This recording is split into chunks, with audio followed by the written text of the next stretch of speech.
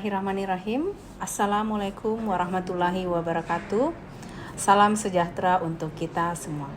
Perkenalkan, nama saya Andi Anissa Nurlia Mamonto, SHMH, dengan NIDN 14251195. Saya merupakan salah satu dosen Prodi Hukum, Ilmu Hukum, Fakultas Hukum Universitas Yapis, Papua. Video ini dibuat untuk memenuhi salah satu persyaratan untuk mengikuti sertifikasi dosen. Sebagai dosen, saya telah menjalankan Tridharma perguruan tinggi, yang diantaranya yaitu melaksanakan pengajaran, melakukan penelitian, dan pengabdian kepada masyarakat. Pada kesempatan kali ini, saya akan memaparkan salah satu pelaksanaan Tridharma yang saya lakukan dalam bidang pengajaran. Mata kuliah yang saya ambil sebagai bukti dalam video pengajaran saya yaitu mata kuliah yang saya ampuh adalah mata kuliah Hukum Bisnis.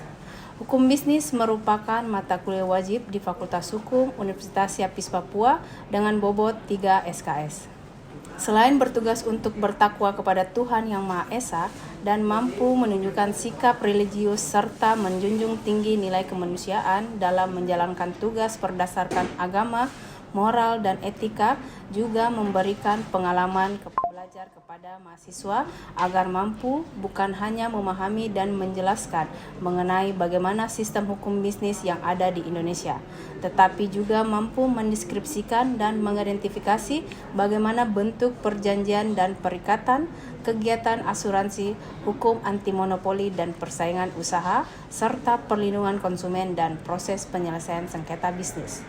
Dalam mata kuliah ini, diharapkan mahasiswa mampu berpikir runtut dan sistematis dalam menjelaskan kasus. Untuk semua mata kuliah yang saya ampuh, termaksud mata kuliah hukum bisnis ini, saya menggunakan metode DAI, yaitu Delivery, Interaction, dan Assessment. Delivery itu sendiri adalah bagaimana kemampuan saya sebagai seorang dosen dalam memberikan materi pembelajaran kepada mahasiswa agar tujuan pembelajaran dapat tercapai dengan baik dan mahasiswa mampu memahaminya dengan baik. Selanjutnya, yang kedua adalah interaction. Bagaimana kemampuan saya membangun hubungan yang baik di dalam kelas terhadap mahasiswa, membangun komunikasi multirah agar terjadi respon antara saya dengan mahasiswa dan mahasiswa dengan mahasiswa. Adapun sistem interaction yang saya lakukan di kelas yaitu menggunakan metode Student Learning Center atau yang biasa disingkat dengan SLC, yaitu merupakan metode pembelajaran yang melibatkan mahasiswa sebagai subjek pembelajaran sehingga peserta didik akan belajar lebih aktif, mandiri, kreatif, dan inovatif sesuai dengan kemampuan individu masing-masing. Sistem SLC sendiri terdiri dari 3. Yang pertama yaitu pembelajaran interaktif, merupakan pemaparan materi dalam kelas oleh dosen dengan menyisipkan pertanyaan kepada mahasiswa dan meminta pendapat dari mahasiswa. Yang kedua yaitu small discussion atau diskusi. Metode ini merupakan model pembelajaran yang melibatkan antara kelompok mahasiswa dengan dosen atau pengajar untuk menganalisis, menggali, atau memperdebatkan topik tertentu. Yang ketiga yaitu self-direction learning, adalah metode yang berbentuk tugas belajar yang diberikan oleh dosen kepada mahasiswa seperti tugas membaca atau membuat ringkasan. Ini adalah model aspek interaction yang saya terapkan pada pembelajaran yang saya bawakan. Selanjutnya yang ketiga adalah assessment. Assessment ini merupakan bagian terpenting juga dalam proses pembelajaran, karena untuk mengukur keberhasilan suatu proses pembelajaran di dalam kelas, maka diperlukan adanya evaluasi atau assessment. Dalam asesmen ini ada 4 aspek yang diukur, yaitu yang pertama kehadiran sebesar 10%, tugas sebesar 40%, tengah semester sebesar 25%, dan ujian akhir semester sebesar 25%. Indikator penilaian tersebut disampaikan pada saat awal perkuliahan agar mahasiswa dapat mengetahui proses penilaian secara transparan dan objektif. Selanjutnya, materi yang saya sampaikan mengacu kepada capaian pembelajaran. Untuk capaian pembelajaran terbagi menjadi 4 aspek, yaitu sikap, pengetahuan, keterampilan umum, dan keterampilan khusus. Sikap yang diharapkan yaitu bertakwa kepada Tuhan Yang Maha Esa dan mampu menunjukkan sikap religius. Menjunjung tinggi nilai kemanusiaan dalam menjalankan tugas berdasarkan agama, moral, dan etika. Berkontribusi dalam peningkatan mutu kehidupan bermasyarakat, berbangsa, bernegara, dan kemajuan peradaban berdasarkan Pancasila. Menghargai keanekaragaman budaya, pandangan, agama, dan kepercayaan, serta pendapat atau temuan orisinal orang lain. Taat hukum dan disiplin dalam kehidupan bermasyarakat dan bernegara. Unsur pengetahuan yaitu memahami konsep dasar, teori dan prinsip-prinsip hukum yang berlaku, serta mampu mengaplikasikannya dalam situasi nyata. Menguasai prinsip, norma, dan prosedur, langkah penyelesaian masalah atau kasus hukum melalui penalaran hukum, penerapan metode penemuan hukum yang merupakan dasar perumusan beberapa bentuk dokumen elementer hukum yaitu paling sedikit berupa dokumen memorandum hukum, dokumen hukum untuk beracara, dokumen hukum kontrak, dan dokumen hukum yang berfungsi regulatif seperti peraturan perusahaan. Ketetapan umum yang diharapkan setelah mempelajari hukum bisnis yaitu mampu menerapkan pemikiran logis, kritis, sistematis, dan inovatif dalam konteks pengembangan atau implementasi ilmu pengetahuan dan teknologi yang memperhatikan dan menerapkan nilai humaniora yang sesuai dengan bidang keahliannya. Mampu mengkaji, implementasi pengembangan dan implementasi ilmu pengetahuan dan teknologi yang memperhatikan dan menerapkan nilai humaniora sesuai dengan keahliannya berdasarkan kaidah, tata cara, dan etika ilmiah dalam rangka menghasilkan solusi, gagasan, desain, atau kritik. Keterampilan khusus yang diharapkan yaitu mampu menyusun konsep penyelesaian masalah atau kasus hukum melalui penerapan metode berpikir yuridis berdasarkan pengetahuan teoritis dan hukum positif tentang sumber, asas, prinsip, dan norma hukum dari berbagai bidang hukum positif Indonesia, yang merupakan keahlian dasar untuk menjalankan profesi hukum. Bahan ajar yang dipilih dalam mata kuliah hukum bisnis tentunya disesuaikan dengan capaian pembelajaran mata kuliah yang sudah tertuang dalam rencana pembelajaran semester yang sudah saya buat. Proses pembelajaran dilakukan selama 14 kali pertemuan dan belum termasuk ujian tengah semester dan ujian akhir semester. Kemudian, referensi yang saya gunakan dalam mata kuliah hukum bisnis diambil dari peraturan perundang-undangan dan buku-buku. Selanjutnya, berikut adalah cuplikan bagaimana proses pembelajaran yang telah saya lakukan di dalam kelas. Selamat menyaksikan. Assalamualaikum warahmatullahi wabarakatuh. Selamat pagi. Bagaimana kabarnya semua? Oke, baik. Hari ini kita masuk lagi di materi hukum bisnis. Di pertemuan yang keempat ini kita melanjutkan materi sebelumnya terkait tentang hukum bisnis dan istilah hukum bisnis serta benda dan uang lingkup bisnis. Tapi sebelum kita memulai materi hari ini, ada kalanya kita berdoa terlebih dahulu. Untuk ketua kelas, silakan pimpin doa terlebih dahulu di depan.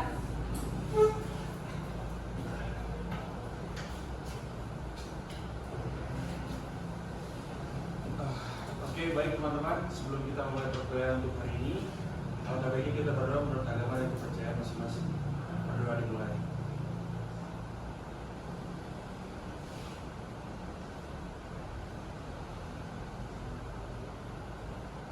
Oke, kita masuk saja langsung di materi tentang perikatan dan perjanjian. Di pertemuan ini kita akan mempelajari keempat unsur. Yang pertama terkait definisi dan hubungan hukum perjanjian dan perikatan, dan yang kedua terkait asas hukum perjanjian, dan yang ketiga terkait syarat dan hilangnya perikatan, dan yang keempat terkait bentuk dan ganti rugi. Next, di slide keempat ini kita akan masuk tentang definisi terkait perikatan dan perjanjian. Perjanjian atau kontrak adalah suatu perbuatan dengan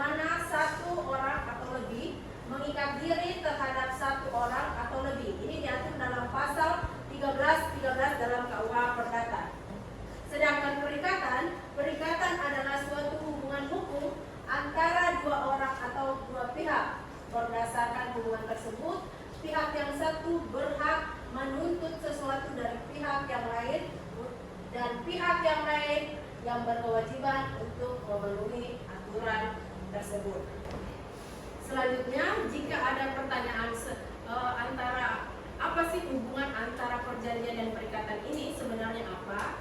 Nah, jawabannya buku perjanjian dan perikatan ini pada prinsipnya sama ya. Dia masuk di hukum perdata, di dalam ruang lingkup hukum perdata atau biasa disebut dengan KUH perdata. Di dalam KUH perdata itu sendiri berisi yang pertama mengenai buku 1 perihal tentang orang, dan buku kedua perihal tentang kebendaan, buku ketiga menyangkut tentang perikatan yang saat ini kita bahas, dan buku keempat menyangkut dengan perihal dan pembuktian dan kadar kuasa. Jadi perlu digarisbawahi ya. Sebenarnya sudah kita singgung sedikit mengenai definisinya. Nah, dari sini telah kita paham bahwa hubungan antara perikatan dengan perjanjian adalah perjanjian itu menimbulkan perikatan, atau bisa kita bilang ada perjanjian dulu baru adanya perikatan. Jadi perlu kalian garis bawahi, lahirnya suatu perikatan itu dikarenakan adanya suatu perjanjian. Namun ada juga perikatan timbul tanpa adanya suatu perjanjian. Sampai sini bisa dipahami? Baik. Selanjutnya, perjanjian itu merupakan salah satu sumber dari perikatan. Kalau sumber hukum dari perjanjian itu sendiri atau biasa disebut kontrak, itu adalah peraturan perundang-undangan khusus untuk jenis kontrak tertentu. Nah, ini misalnya kita akan melakukan ekspor impor. Ketika kita melakukan ekspor dan impor, pasti ada di sana kontraknya, atau yang biasa disebut ada tekniknya. Maka di sana kita harus tunduk pada aturan terkait ekspor impor tersebut. Selanjutnya jurisprudensi. Ada yang tahu apa itu jurisprudensi? Oke, silakan berdiri. Baik, saya izin menjawab. Jadi menurut saya jurisprudensi adalah putusan hakim yang terdahulu di mana sebagai pedoman untuk menyelesaikan kasus atau masalah yang mirip di kemudian hari. Sederhananya itu misal kalau ada kasus yang dulu yang sudah diselesaikan oleh hakim, maka untuk kasus yang sekarang yang mirip itu bisa diselesaikan dengan pedoman atau dengan cara yang sama. Seperti itu. Terima kasih.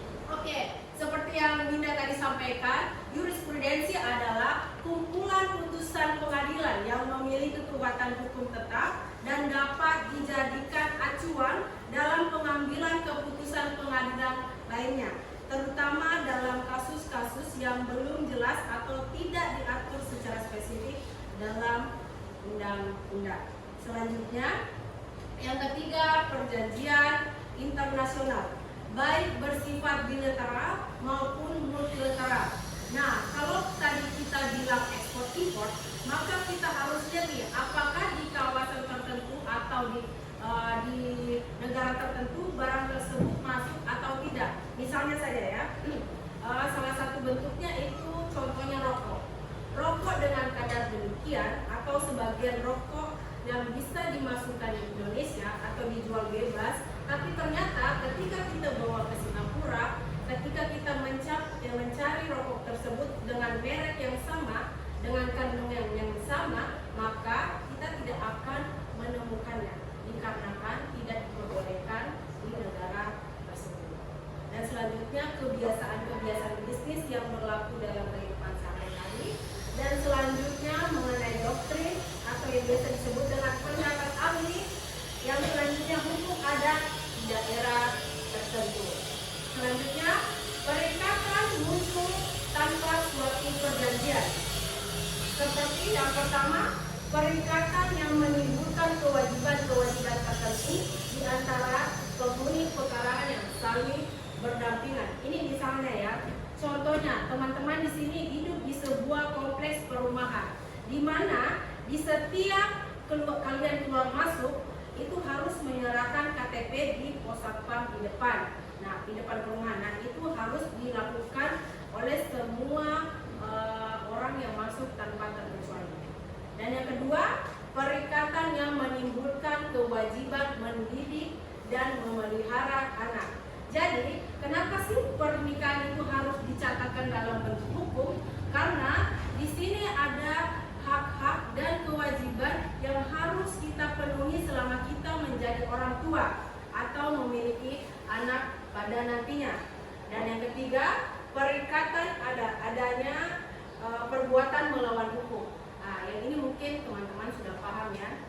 Ketika kita atau misalnya melakukan jual beli yang tidak sesuai dengan norma dan etika, jadi kita melakukan sebuah perjanjian yang menimbulkan perikatan dengan cara melanggar norma, etika, dan peraturan yang ada. Misalnya, kita melakukan jual beli narkotika atau barang-barang yang terlarang. Nah, di sana pasti ada hukum-hukum yang berlaku. Jadi itu adalah perbuatan yang melawan hukum. Sampai sini bisa dipahami? Baik. Selanjutnya, perikatan yang timbul karena perbuatan sukarela. Nah, perikatan yang timbul dari pembayaran tidak berhutang dan perikatan yang timbul dari perikatan yang wajar. Nah, tugas teman-teman di sini mencari contoh dari ketiga perikatan yang muncul tanpa perjanjian seperti di atas ini. Nanti teman-teman cari contohnya seperti apa dan kirim ke email saya. Boleh? Boleh. Baik, lanjut saja kita masuk ke slide ke-6. Nah, jadi selanjutnya di dalam hukum bisnis itu sendiri ada asas hukum perjanjian. Yang pertama adanya asas kebebasan berkontrak, yang kedua asas konsensualisme, dan yang ketiga asas fakta servanda, dan yang keempat asas kepribadian atau yang biasa disebut dengan personalia, dan yang terakhir asas dengan itikat baik. Yang pertama, apa yang disebut dengan asas kebebasan berkontrak, yaitu hukum perjanjian yang memberikan kebebasan kepada masyarakat untuk melakukan perjanjian yang tidak bertentangan dengan ketertiban umum, kesusilaan, dan perundang-undangan. Dan yang kedua, asas konsensualisme itu perjanjian menjadi sah jika kedua belah pihak sudah sepakat terhadap hal-hal pokok yang telah ditentukan. Dan yang ketiga, asas fakta servanda, yaitu semua perjanjian yang sudah sah memunculkan akibat hukum yang sama dengan undang-undang. Dan yang keempat, asas kepribadian atau yang bisa disebut dengan personalia, yaitu perjanjian hanya mengikat orang atau memiliki perjanjian dan tidak berlaku untuk orang yang tidak dalam perjanjian tersebut. Nah, dan terakhir, asas dengan itikat baik. Semua perjanjian harus didasari dengan etikat yang baik, seperti memperhatikan norma dan kesusilaan serta perjanjian tidak mencerminkan suasana batin untuk merugikan orang lain. Nah, jadi ketika ada perjanjian-perjanjian yang dilakukan dirasa sangat merugikan orang lain, itu sebenarnya tidak sesuai dengan asas peraturan, asas hukum perjanjian itu sendiri. Oke, selanjutnya kita masuk di syarat-syaratnya suatu perjanjian. Perjanjian dapat dikatakan sah atau berlaku apabila memenuhi unsur-unsur di bawah ini. Yang pertama, terdapat kata sepakat dari kedua belah pihak. Ini wajib ya teman-teman. Ketika kita melakukan suatu perjanjian, salah satunya itu tidak boleh harus ada kata sepakat antara kedua belah pihak. Jadi kalau tidak ada kata sepakat maka tidak bisa dilakukan sebuah perjanjian. Selanjutnya ada kecakapan atau mampu sesuai undang-undang untuk melakukan perjanjian. Dan yang ketiga, hal-hal tertentu atau kedua belah pihak memiliki hak dan kewajiban untuk saling berseberangan dan mengatur hal-hal yang telah ditentukan. Dan selanjutnya sebab yang halal. Ini yang tidak bertentangan dengan moral, asusila, dan perundang-undang yang berlaku. Dan yang terakhir, akibat hukum syarat yang dipenuhi. Masuk ke slide selanjutnya. Terkait perjanjian juga itu memiliki syarat sahnya, maka ada hal-hal yang dapat membatalkan perjanjian tersebut. Contohnya yang di depan kalian ini ada yang namanya perjanjian atau pelunasan. Jadi ketika debitur itu sudah melakukan pelunasan, jadi sudah dianggap tidak ada kontrak lanjutan karena dia sudah dianggap sudah melakukan prestasinya. Dan yang kedua, penawaran pembayaran tunai diikuti dengan penyimpangan konsiliasi. Jadi ketika kita melakukan konsiliasi, contohnya kita membawa barang pesanan, kita datang di sebuah tempat pemesanan tersebut dan si pemesanan tersebut sudah menerima dan kita sudah membayar pembayarannya secara tunai, maka dengan itu kita dianggap sudah selesai atau sudah berakhir perikatan atau perjanjian tersebut. Nah, maka si debitur itu dianggap juga sudah melakukan prestasinya karena sudah melakukan kewajibannya. Sampai situ bisa dipahami? Baik. Yang kedua, yang selanjutnya, novasi atau pembaruan hutang. Novasi yang terjadi dengan menggantikan kewajiban lama dengan kewajiban baru. Perbaruan ini bisa mencakup perbaruan pada pihak-pihak yang terlibat atau objek-objek dari perikatan itu sendiri. Novasi juga dapat terjadi dalam pembentukan beberapa bentuk seperti penggantian debiturkah, krediturkah, atau bahkan objek hutang itu sendiri. Dan selanjutnya terkait dengan kompensasi atau perjumpaan hutang, selanjutnya perencanaan pencampuran hutang, dan selanjutnya tentang pembebasan hutang, selanjutnya tentang pemusnahan barang berhutang, atau selanjutnya tentang batal atau pembatalan. Nah, ini harus dari kedua belah pihak ya, tidak boleh dengan salah satunya. Selanjutnya tentang berlakunya syarat batal. Jadi dalam perjanjian itu sendiri pasti ada syarat-syaratnya. Ketika ada hal-hal yang dilanggar atau sudah diatur dalam kesepakatan yang kita sudah tuangkan dalam perjanjian tersebut, yang sudah dituangkan itu, maka dengan itu terdapat berlaku syarat batal sesuai dengan pasal tersebut. Kan teman-teman pernah lihat suatu perjanjian? Pernah kan? Nah, dalam perjanjian tersebut pasti ada klausul terkait tentang pembatalan. Nah, seperti itulah. Ketika tidak sesuai pasti nanti harus sesuai. Ketika tidak sesuai pasti batal secara sepihak karena di dalam di dalam perjanjian tersebut sudah dituangkan dalam klausul tersebut. Dan selanjutnya lewat waktu atau yang kadaluarsa, dan yang paling terakhir meninggalnya salah satu pihak yang berhutang. Selanjutnya, tentunya dalam perjanjian itu sendiri ada hal-hal yang mampu menghilangkan perikatan. Seperti yang tadi saya sudah jelaskan sedikit. Nah, di sini ada namanya force majeure atau istilahnya dapat diterjemahkan dalam keadaan memaksa atau keadaan darurat. Mungkin kalian sudah tidak asing dengan kalimat force majeure. Pernah dengar? Pernah. Nah, oke. Baik. Nanti di sini ada penjelasannya. Yang dimaksudkan suatu keadaan di mana si debitur itu dalam suatu kontrak tersebut di mana berhalangan untuk melaksanakan kewajibannya karena keadaan atau peristiwa yang tidak terduga. Nah, di sini ada 4 klasifikasi ya. Yang pertama, mengenai objek atau biasa disebut dengan ethical impossibility. Yang dimaksudkan adalah force majeure terjadi pada benda yang merupakan objek dari kontrak tapi hilang. Nah, prestasinya tidak mungkin lagi dipenuhi tanpa adanya kesalahan tersebut. Nah, di sini adalah itu yang dimaksud adalah bendanya yang menjadi objek kontrak tersebut. Entah itu dia terbakar atau dia tersambar. Dan yang kemudian secara subjektif force majeure. Yang subjektif force majeure itu tersebut bukan terhadap bendanya ya, melainkan terhadap subjektif atau hubungan antara si debitur dan kreditur itu sendiri. Misalnya, jika debitur itu sakit berat atau cacat seumur hidup sehingga dia tidak mungkin lagi melakukan prestasi tersebut. Dan yang ketiga, force majeure absolute atau yang sering disebut dengan impossibility. Debitur itu tidak mampu melakukan kontrak dengan bagaimanapun caranya.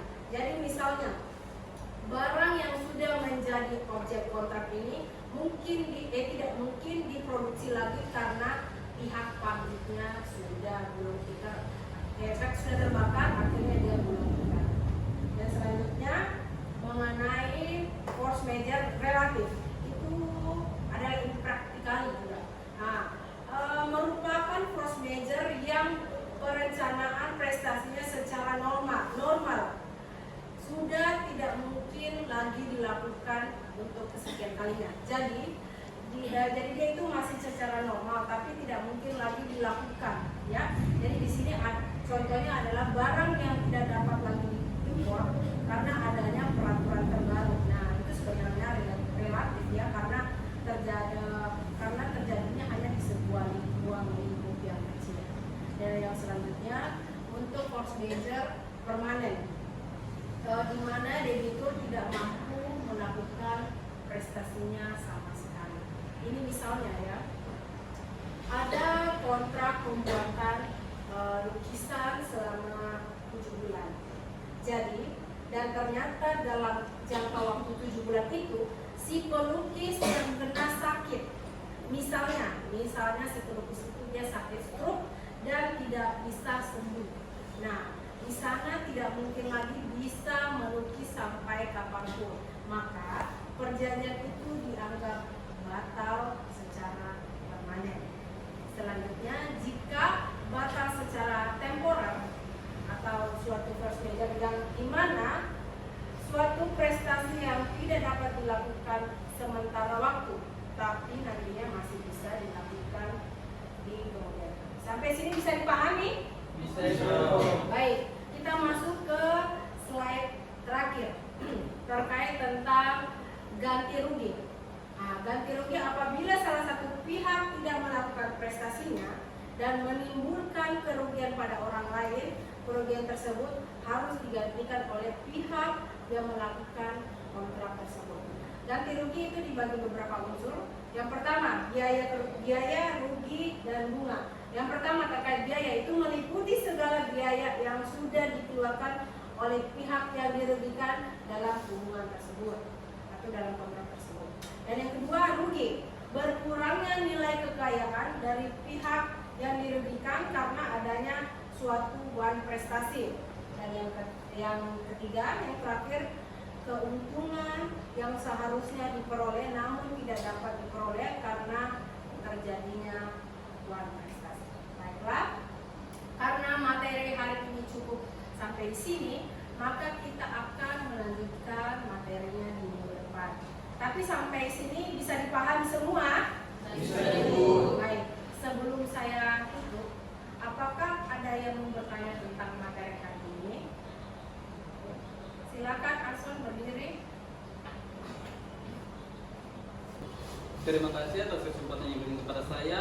Izin Ibu, saya ingin bertanya terkait materi tentang syarat-syarat perjanjian. Tadi di sana menjelaskan salah satu syarat diadakannya perjanjian karena kecakapan pertanyaan saya, apabila orang itu melakukan perjanjian dan belum cakap, apakah boleh dan apakah sah? Terima kasih. Terima kasih atas pertanyaannya. Tadi pertanyaan, apabila ada yang melakukan perjanjian dan belum cukup, apakah boleh dan apakah sah? Baik, jawabannya itu tidak, ya. Orang yang belum cakap hukum seperti anak di bawah umur atau orang yang berada di bawah pengampunan tidak bisa melakukan perjanjian yang sah menurut hukum. Perjanjian yang dibuat oleh mereka bisa dibatalkan atau batal demi hukum, kecuali perwalian dari pihak yang cakap hukum seperti orang tua atau wali. Bisa, Arson? Bisa, Ibu. Baik. Untuk yang kedua, mungkin Ibu kasih batasan pertanyaan yang kedua, ya. Ada pertanyaannya lagi? Boleh? Resti, silakan berdiri. Baik, terima kasih Ibu, terima kasih teman-teman. Ya, selamat pagi, telah memberikan kesempatan kepada saya untuk bertanya. Izin Ibu, tadi dari materi Ibu ada menjelaskan tentang sumber perjanjian. Terkait dengan sumber perjanjian di poin yang itu tadi ada paparkan, ada menceritakan tentang hukum adat. Yang menjadi pertanyaan itu, apakah hukum adat itu menjadi salah satu acuan dari hukum bisnis? Terima kasih Ibu. Oke, baik. Oke, tadi terima kasih atas pertanyaannya. Sesuai dengan poin di dalam perjanjian tadi, apakah hukum adat itu bisa menjadi salah satu acuan sebagai hukum bisnis? Jawabannya boleh. Nah, asalkan dua orang yang melakukan perjanjian atau pihak-pihak itu yang melakukan perjanjian itu tunduk pada hukum adat yang sah. Oke, baik. Sampai sini teman-teman sudah dipahami? Sudah. Baik. Kalau tidak ada pertanyaan, apakah masih ada pertanyaan lagi? Baik. Terima kasih karena sudah dipahami. Saya berharap materi hari ini bisa ditangkap. Kalau ada sesuatu yang memang kurang dipahami, bisa langsung ke Ibu langsung. Oke, baik. Maka dengan hari ini pertemuan yang keempat ini kita tutup dan saya ucapkan terima kasih. Wassalamualaikum warahmatullahi wabarakatuh.